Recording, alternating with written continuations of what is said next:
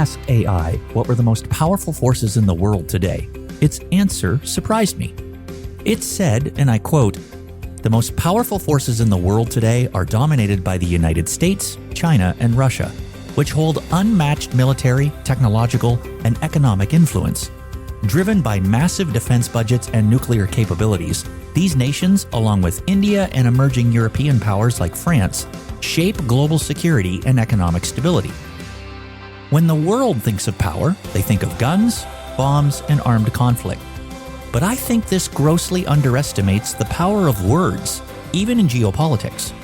It was Winston Churchill who said, 'You see dictators on their pedestals, surrounded by the bayonets of their soldiers and the truncheons of their police. Yet in their hearts there is unspoken, unspeakable fear. They are afraid of words and thoughts. Words spoken abroad, thoughts stirring at home, all the more powerful because they are forbidden. These terrify them. A little mouse, a little tiny mouse of thought appears in the room, and even the mightiest potentates are thrown into panic. The strongest military dictator can be toppled by words because words are powerful. As Manly Hall once said, words are potent weapons for all causes, good or bad. When we speak, our small puffs of air can either promote growth and health or cause ruin and destruction. King Solomon understood this, and that's why both he and I encourage you to join Vicki Hitzges, Kent Edwards, and Nathan Norman as they learn the importance of thinking before speaking in Proverbs chapter 12, verse 23. Welcome to CrossTalk, a Christian podcast whose goal is for us to encourage each other to not only increase our knowledge of the Bible, but to take the next step beyond information into transformation. Our goal is to bring the Bible to life, into all our lives. I'm Brian French. Today, Dr. Kent Edwards, Vicki Hitzges, and Nathan Norman continue their discussion in the book of Proverbs. If you have a Bible handy, turn to Proverbs chapter 12, verse 23, as we join their discussion.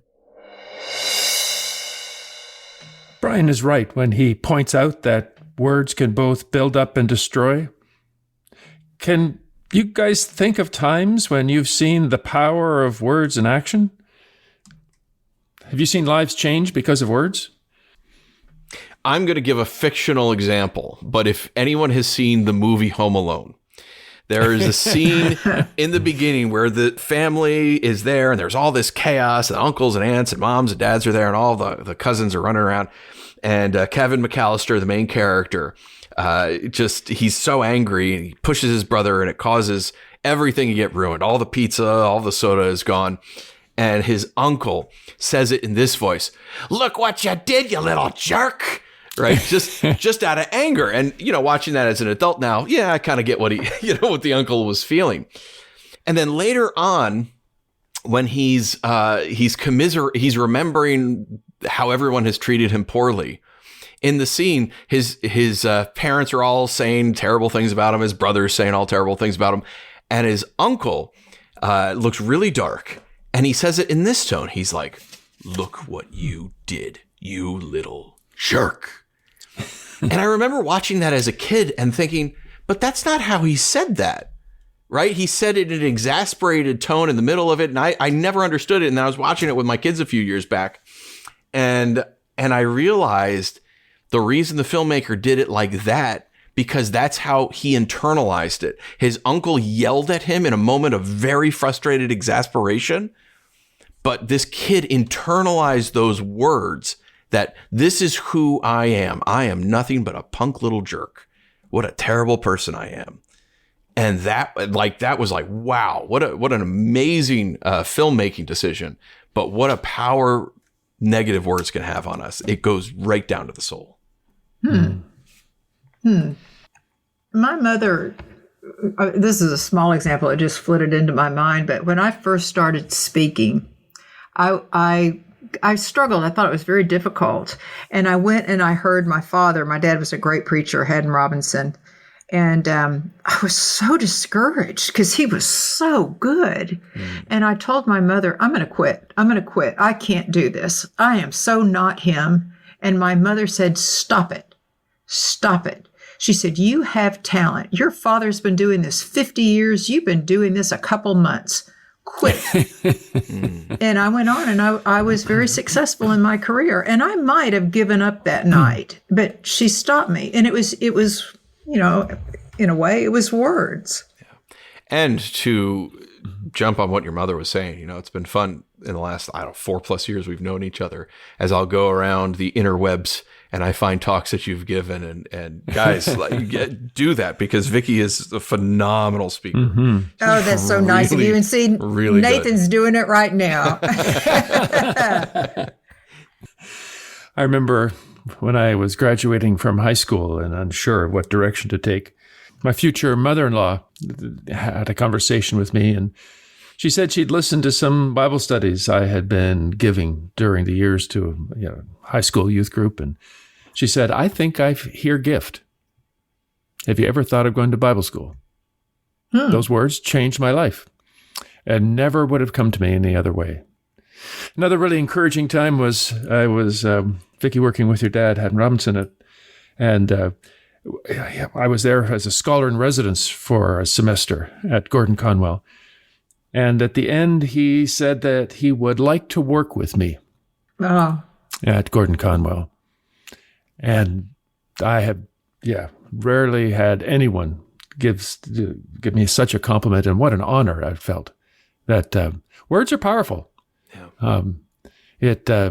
Both of those conversations changed how I saw myself and helped direct ministry. Words are powerful. Winston Churchill is right. And when I think of the power of words, I can't help but think of Genesis 1. I see the power of God's words. And by the way, what did his words accomplish?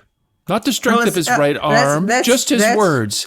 That's a good point. It said he spoke and the world came into being. Wow. All creation. Yeah. All creation. The universe. And as I've pointed out to people on occasion, none of us is ever created. When you cook, you assemble ingredients. When you build a house, you take wood and cement and wires and whatever else you need, and you put them together, but you didn't actually create a single thing. You just assembled. You combined. So we're like kids with Lego blocks. When God speaks, the world is transformed and people are transformed. That's like that joke that science finally gets to the point where they can create life. And so they tell God, we don't need you anymore. We figured out how to create life. And God says, sure, let's have a contest. I'll create and you create. And so they go, okay. And he says, you can go first. And so they gather up dust and he says, whoa, whoa, whoa, whoa, get your own dust.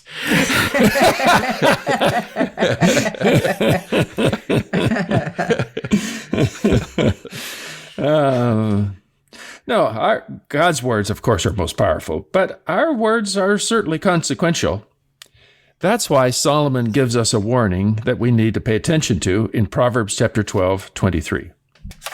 He says, the prudent keep their knowledge to themselves, but a fool's heart blurts out folly. Here's Solomon, the wisest man apart from Christ, points out there are two different types of people in the world, differentiated by the way that they speak. So let's take a look at these people in reverse order. The last part of verse 23. A fool's heart blurts out folly. I found it interesting to do some digging into that word fool and folly. I learned that a fool is someone who stubbornly clings to their own personal opinion. They think they are right about a topic without much consideration, and who have definitely not referenced God's teachings on the subject. Solomon is saying a fool is someone who ignores the sage's wisdom. They're confident in their distorted moral vision, and they delight in twisting values that benefit themselves, at least in the short run. The fool in biblical terms is one that says, I will determine what's right and wrong and good and bad, without any reference to what God or anyone else has to say. We hear a lot of folly today, don't we? People who come up with their own version of right and wrong without referencing God's word. Well, that's part of the current cultural moment. in the West anyways, right? Where we have... Certainly is. We essentially, you make your own personalized morality about everything, sex and drugs. That's a good example. Like on drugs, I had just a young man in the community who I just got into a whole gospel conversation with him, but he said, well, why is taking drugs bad? Right. And so I kind of went through, health issues and mental states and damaging your body and all this stuff. And he's like, yeah, but that could be okay. So he was starting to come to the conclusion, I guess it's okay to take it for a little bit to make you happy, to get you over the hump of life's hardships. Right. And, and instead of arguing with him directly, I came out, I was like, well, how's that worked out for you right now? Because you're pretty miserable and you needed somebody to talk to, and we're talking right now, right? Because the drugs didn't work. But he really had this image that the drugs can get me over the hump. They're gonna make me happy, and that was his morality. That's what drugs are good for. And the only reason they're illegal is because if you take them for too long, then there's health issues. Not that now you're out of control. It's an idol. It is a false sense of happiness rather than dealing with the main issues, right? So he is just telling a pastor, and he knew I was a pastor, why we should try drugs a little bit to get us over the hard times a little bit. And you're laughing because it's foolish. It is. Yeah, sometimes in the news feeds, I'll have someone who says, "Oh, I decided to have an affair, and there's nothing better for my marriage. I think we need to spice things up a bit," and they made up their own morals, and they decide to spout it out there. Well, look, we're living right now with the Epstein files, and these powerful people decided that was a good idea, and they ruined lives of children. Boy, I'm sure it didn't spice up their marriage. It ruined their careers. Hopefully it will ruin more careers if everything comes out as it should. Yeah. And that's an example of folly. You hear about folly when someone says, "Oh, those people." I hear business people say often, "Those people, they're poor because they're lazy. I made my money by pulling up my own bootstraps. And those people, if they only had a mind and a work ethic, they could make something of themselves. I'm under no obligation to help them." That's a moral judgment that has been made without reference to Scripture. Jesus didn't have a will when he died. He had no money to share with anyone when he died. Was he a failure? Was he lazy? Come on. I'll tell you what, I've had jobs that paid really well, and I've had jobs that didn't. And the jobs that are the hardest are the jobs that did not pay really well. Those labor jobs are hard, difficult jobs. Absolutely. It's amazing how often we like to make up our own morals, make up our own minds, and whatever feels comfortable for us, we announce it as if it was true. And welcome to the internet. This is unprecedented opportunity to share foolish information, isn't it? Yeah, and social media encourages you to kind of have these snap judgments and to show your foolishness right up front, right? Don't think about it. Just start arguing with these strangers on the internet or some acquaintances that you have, and really show that you don't really know anything, or say some horrible things that maybe you should have thought. And if you thought for more than 30 seconds, you would have thought, I'm not going to say that out loud. Yeah. Yeah. It's interesting that God says when you've got a problem with someone, go to them and talk to them just between the two of you. In a private conversation, we're much more restrained in what we say, careful about what we say to a person face to face. But the anonymity of the internet, it's easy just to vomit words and have them go out. And the internet does a good job of taking those words and spreading it everywhere. In fact, they've got algorithms that help feed the information that you have said to people who are open to listening to it.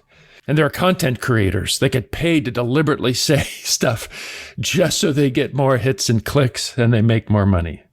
That's why Solomon says, a fool's heart blurts out folly. We're living in a world today, as Solomon was, filled with fools, and they blurt out folly, wrong information. So how should we respond? How did Solomon begin in the first part of that verse? The way the verse started is he said, the prudent keep their knowledge to themselves. The word prudent literally means shrewd. It's referring to people who conceal their knowledge in the sense that they are not driven by pride to parade what they know. Instead, the prudent or shrewd person has the self-control to wait for the right situation, and then the wisdom to know when and how to speak up to folly. In other words, we don't have to respond immediately to every stupid thing people say. We need a picture of Kent's face with that quote and everyone should save it on their smartphones and their computers so that when someone posts something stupid on your social media, you could just post that as your response. We don't have to respond immediately to every stupid thing people say. Right there. Boom. As we're recording this podcast, there's all kinds of things happening in our country and around the world that have caused people to respond with great emotion. And I see people jumping in. I've been quiet for some time, but people need to know what I think on this. No, they don't, actually. Why? Why is arguing with people who believe a falsehood not the best course of action? Well, that gets to that pearls before swine concept. If a person is really, they've made up their mind and they are not open to hearing, they're not open to hearing, and better to just sit back until a time they might be open to hearing. Yeah, and it's, especially like social media, it's not the best place to have those kind of give and pull arguments. Right? Why? There is very little, because of the distance between someone. The reality of social media, you distance someone cognitively from you. Yes, you can see a picture of them, but it's easier to say I'm interacting with data rather than I'm interacting with a person. Versus if you're having a conversation with them on the phone where there's more intimacy and you're like, okay, I'm talking to a human being here, versus if you're sitting across from them face to face, having a difficult conversation or a difficult disagreement that you have to talk about. Now you're saying, okay, this is a person, they have feelings, they matter, and we have time for nuance, right? Nuance is such a lost art. So many major issues have nuance to them. But the internet, social media doesn't allow for nuance. And when you call for nuance, and I know this for a fact, then people just, you've gotten rid of the gospel, whatever, they'll accuse you of anything. But nuance matters. And it's hard to do nuance over text messages or particularly over social media. Because nuance takes time. And often with people you don't know. It's true too. Right. Ducky Bob 1 2 3. Yeah. No, so a prudent man keeps his knowledge to himself. He doesn't deliberately or directly or instantly engage this person.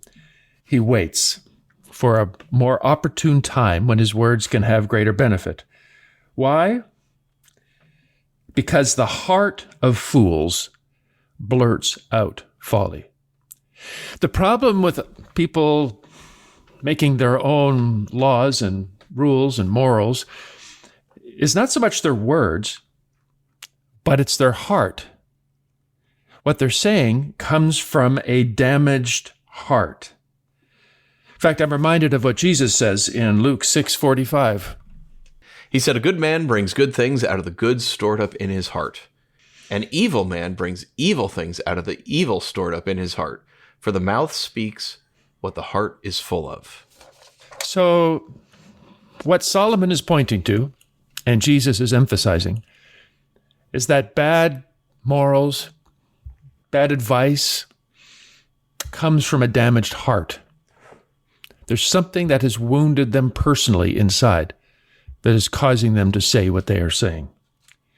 So the prudent man keeps his knowledge to himself until he can find a time when he can sit down with a person and deal with the heart issue that is creating the bad moral judgments that he is making. It's hard, but it makes sense. I mean, even I think to some extent pop culture gets this. Before the internet, I remember we were at a gift store with my family, and my dad saw this bumper sticker, and we didn't get it, but he just said, "Oh, I found my bumper sticker," and it said, "Being wise isn't hard. Just think of something stupid to say, and don't say it." and so we saw that, and that's always stuck with us. But then, so in the recent past, the very, very popular show, The Office, one character, Dwight Schrute, he says this. He said, "Whenever I'm about to do something, I think, would an idiot do that? And if they would, I do not do that thing."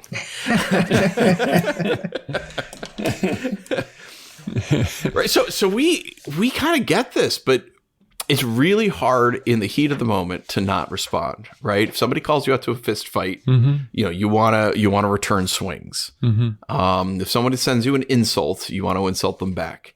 There is an incredible amount of pressure right now, not just with social media, but in life in general, where we all have to talk about what political candidate we support and what political ideology we belong to. By the way, it's a secret ballot. You don't have to. There is an incredible amount of pressure especially on anyone who has any kind of platform, whether it's a pastor or speaker, where everyone wants to know your opinion on everything. If you're talking about immigration, if you're talking about the war in Iran, the war in Israel and Palestine and Gaza, right? There's an incredible amount of pressure to hear your opinion about all of this stuff. And Solomon here is saying, you don't have to give it to him.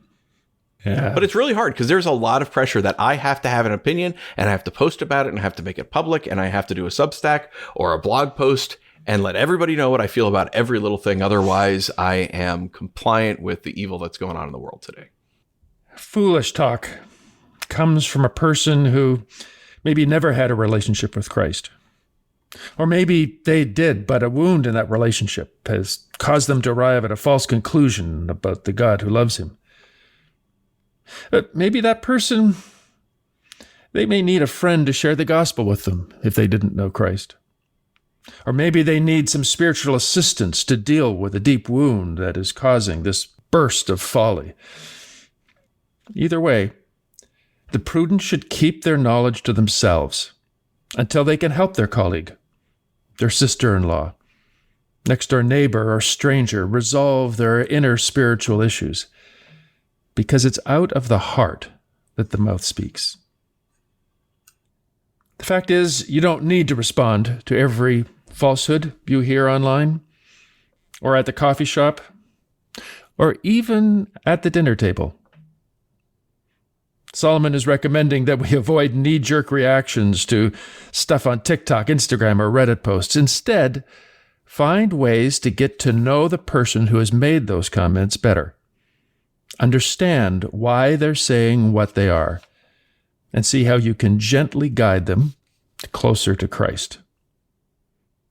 As the wisest person who ever lived has pointed out, throwing fire on fire will only make matters worse.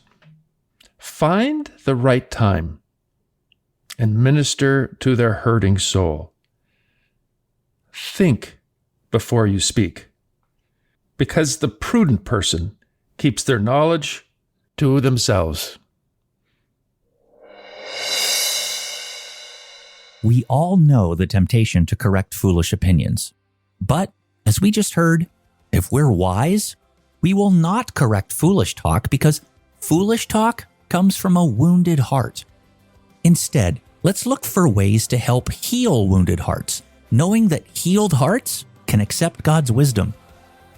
I trust that today's discussion of God's Word has been helpful and served as an encouragement to not just be hearers of the Word, but doers. Together, let's bring God's Word to life, to our lives this week.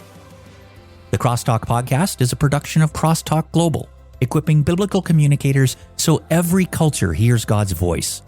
To find out more about this educational nonprofit organization, please visit www.crosstalkglobal.org.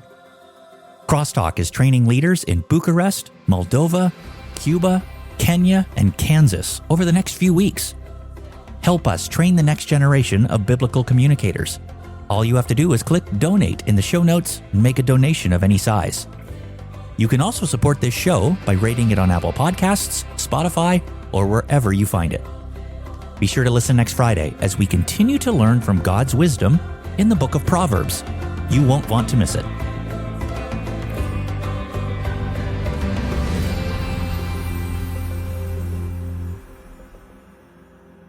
Next week, I am teaching CrossTalk. So in SoCal. So I'm unavailable. So I gave you a few options. What are you comfortable with? Being Brian's show and you're Brian's proxy, what are you comfortable with, Kent Edwards? Yeah. That is so funny to me. It's hilarious. I wish I could moonwalk. I try it, but I'm pathetic at it. Well, I'm sure there's a YouTube video on it. There is, but I can't. I can't. You can't with that attitude, Vicki. No, I know.